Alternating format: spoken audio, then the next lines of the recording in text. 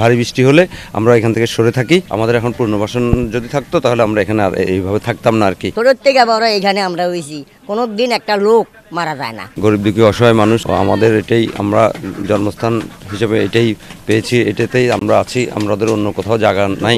5-6 দিন 7-8 দিন যদি এক টানা ধরে বৃষ্টি হয় তাহলে একটু ঝুঁকি থাকে। ঝুঁকি থাকলেও আমাদের এই এলাকার মানুষগুলি খুব একটা সচেতনের মধ্যে আছে যে আমরা রাতে হলে বা ভারী বৃষ্টি হলে আমরা এখান থেকে সরে থাকি। একদম মানে খুব একটা অন্যদের বাসায় থাকতে হয়। আমাদের এখন পুনর্বাসন যদি থাকতো তাহলে আমরা এখানে আর এইভাবে থাকতাম না আর কি। মানে আমরা নিরাপত্তা থাকি, যেখানে এখানে পাহাড় পরে একটা কুত্তও মরে না মশালা দিলে এমনি।